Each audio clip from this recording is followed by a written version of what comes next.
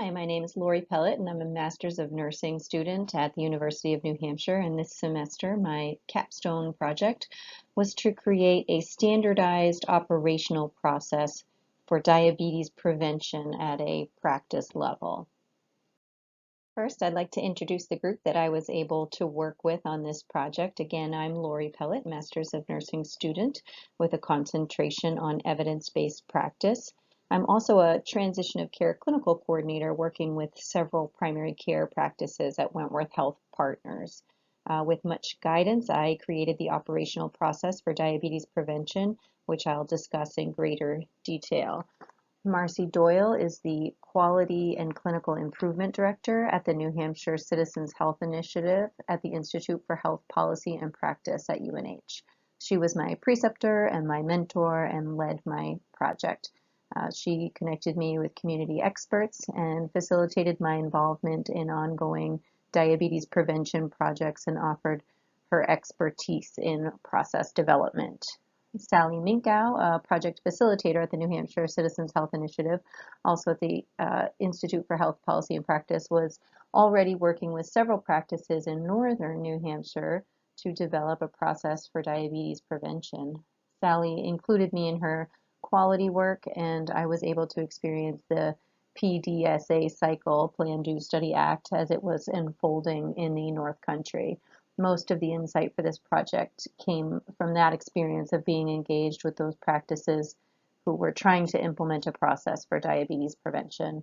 And of course, Dr. DiNapoli was my capstone project seminar advisor. She assisted me with editing and kept me on track throughout the project and provided constructive feedback throughout. The New Hampshire Citizens Alliance is a group that focuses on the health of New Hampshire citizens by focusing on systems and improving overall quality and efficiency of care. They have been able to publish 2 manuals that are practical guides to tackling specific health problems. They have published a 10-step guide to improving blood pressure control and another 10-step guide to diabetes management. Their next project is to complete a comparable 10-step guide to diabetes prevention in the state. I was tasked with assembling step 4 of this guide, which is to create a standardized operational process, in this case for diabetes prevention. To see the completed 10-step guide on hypertension and diabetes, you can visit the New Hampshire Citizens Health Initiative at their website, citizenshealthinitiative.org. The first component of step 4 is a note about the importance of using clinical guidelines to improve quality and effectiveness of care. In this case, the guidelines about who to screen for prediabetes are outlined by the United States Preventative Services Task Force. I created an infographic to easily view those guidelines. All overweight or obese adults aged 40 to 70 should be checked for abnormal glucose, as well as folks with a family history of diabetes, history of gestational diabetes, polycystic ovarian syndrome, and members of certain racial ethnic groups, including African Americans, American Indians or Alaskan Natives, Asian Americans, Hispanics or Latinos, or Native Hawaiians or Pacific Islanders. Providers should consider screening for folks with one or more of these characteristics that are younger than age 40 as well. Once our population has been screened for prediabetes, we need to offer a reasonable intervention. The evidence supports the use of the CDC recognized diabetes prevention program. These are programs all around the country that offer lifestyle modification classes over the course of a year. They are offered in various locations, from hospital-based programs to programs in local YMCAs. These independent programs have to meet very strict criteria to be given the CDC recognition. The programs have demonstrated results, and research shows that after completion of the year-long program, the average participant increased exercise to about 150 minutes per week, was able to lose 5 to 7% of their total body weight, and cut their risk of developing diabetes by 58% on average. Now that we have the potential intervention for our screened population, we have to make sure that the referral to the CDC recognized diabetes prevention program is appropriate. The referral criteria is very strict, and it can be a little bit tricky to work through, but essentially the patient has to be over 18. not have a previous diagnosis, obviously, of type 1 or type 2 diabetes, not be pregnant, be overweight or obese. And there is some criteria for lab work. They can either meet criteria based on certain lab work, which I'll get into in a minute, or they can receive a high risk score using a CDC screening tool. I'll get into that later, but lab work can be a little bit of a barrier for referral. Um, in this case, you'd have to have hemoglobin A1C between 5.7 and 6.4, fasting glucose between 100 and 125, or an oral glucose tolerance test, which it rarely gets done, between 140 to 199. Now, you can either have one of those lab values or a previous clinical diagnosis of gestational diabetes or the high risk result on the screening tool. So it's a lot of criteria to consider. So this algorithm can help anyone at a practice level answer a series of yes or no questions to decide if a patient might be eligible. The reason we took the lab values out of this is because it does become a little bit more cumbersome and becomes more of a barrier to patients who might not have lab work already available. And the prediabetes risk calculator is a really good tool to assess risk alone. It assesses things like age, gender, family history of diabetes, hypertension, current physical activity levels, and their BMI. So just going through these yes or no questions can help anyone at a practice level, whether it's an MA, a nurse, a provider, nurse practitioner or MD, kind of go through and decide to make that referral. And we've kind of left the labs out, which I'll go through the rationale for that later. Now that we have the patient population screened, we know who we are going to refer to the chosen intervention. It's time to drill down to a practice-specific workflow. I chose a swim lane diagram to illustrate the activities that should happen before a visit, during the visit, and then after the visit. Working with Sally Minkow and her teams in northern New Hampshire on their diabetes prevention effort, it really demonstrated to me the need to make this workflow simple yet specific. Roles have to be clearly defined, and ambiguity about who is doing what needs to be removed. So this is a proposed workflow, which again was based mostly on the project happening in northern New Hampshire.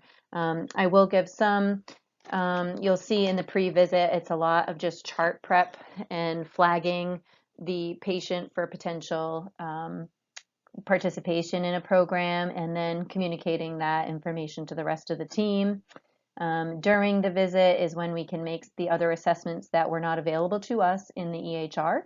And then it's really important that we have the provider have the discussion initially about a pre-diabetes state and lab consideration. I do want to make a mention of that for just a moment, that we, again, as I mentioned before, can meet a lot of this criteria without labs. We talked to some people who were managing a lot of these diabetes prevention programs, and they really said initiating a referral with lab work can be a huge barrier. It puts work on the potential participant. They lack engagement.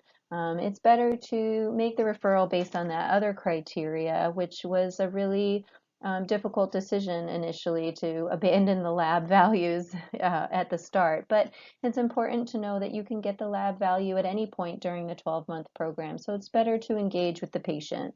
And then the warm handoff, which I'll get into later, but the warm handoff has to occur during that visit. And then, of course, all the post-visit focus should be, again, the closed loop referral, following up on that referral. If they do decide to get labs, what are they? What are the results? And then just ongoing communication and assessment of how is the patient doing in the program? Are they successful? Are they engaged? What kind of barriers are there? And then make appropriate referrals from there to social work or whatever your patient-centered medical home might have available. Based on the previous swim lane workflow, you can see that having a working relationship with the diabetes prevention program in your area is essential. I did create a workflow here for starting to collaborate with a local diabetes prevention program. Again, this insight came directly from the work in northern New Hampshire going on between a local primary care practice and a hospital-based prevention program. So the sharing of information is critical, definitely, between the two entities, but here, essentially, anyone at a practice level could go through these questions and decide, is there a program in their area? If you don't know, check the registry. If no, this would be outside of the scope of my project, but there may be telehealth options. We're talking about rural areas, or consider starting your own program. Again, outside of the scope, but just wanted to give some answer to those that don't have access to a program.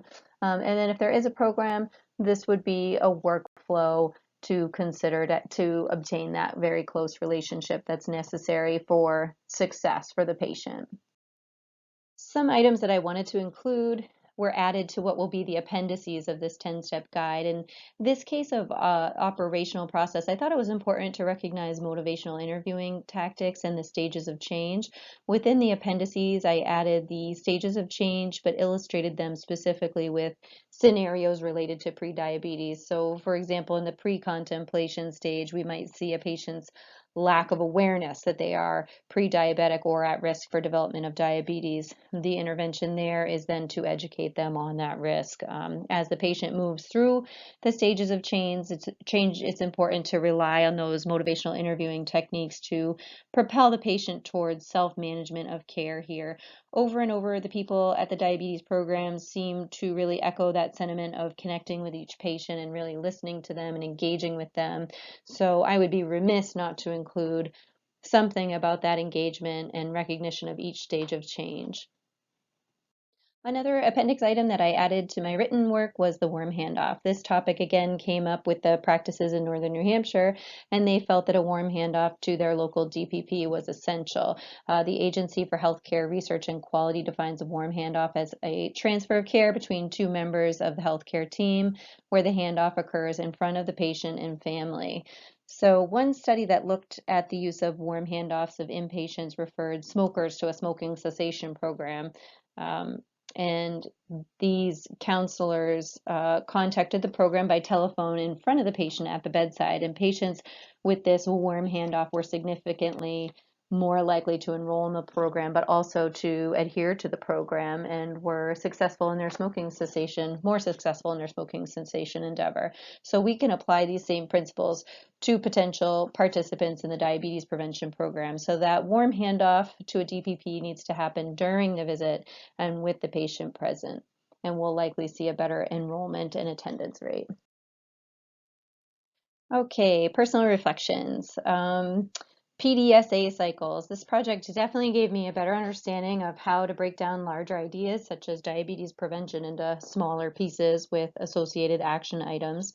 Seeing the PDSA cycle in action really helped to clarify the operational process for me. Seeing the pitfalls and the successes of a practice working through those cycles was really helpful overall. And I thank Sally Minkow for allowing me to witness that work with her teams up north.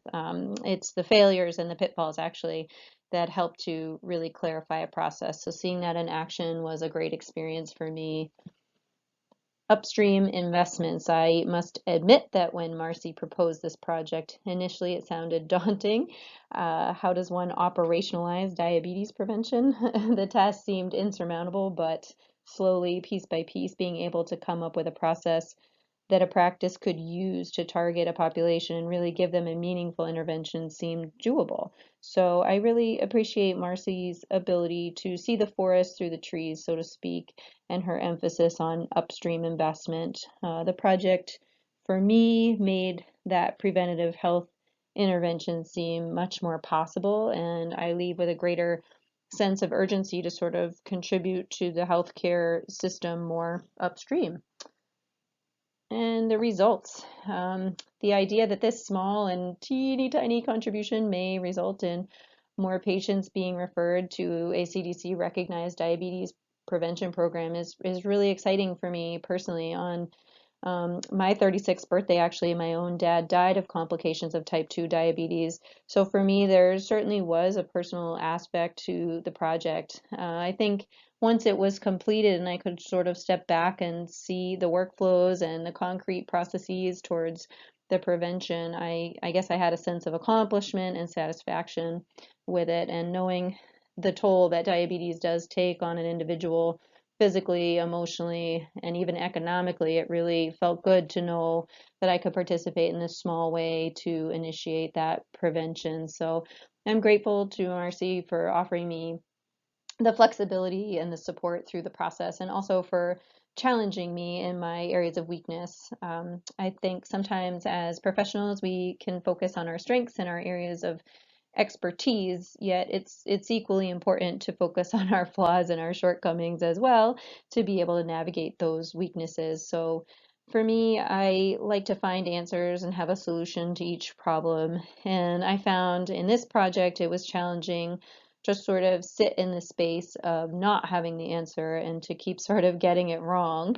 Um, and I was uncomfortable with changing course, which, if that's what the project really needed, was to change course, especially around the lab values. Marcy really challenged me to sit in that place of discomfort and to reflect on it. And I found that it actually turned out to be the pitfalls and the ability to change course that really enriched the project for me. So I'm grateful to have had that experience and to have seen it all develop this way. So I hope to be able to contribute in some way to these preventative health efforts in the future. Thanks for listening to my presentation. To learn more, visit any of these references and visit the New Hampshire Citizens Health Initiative at their website, citizenshealthinitiative.org.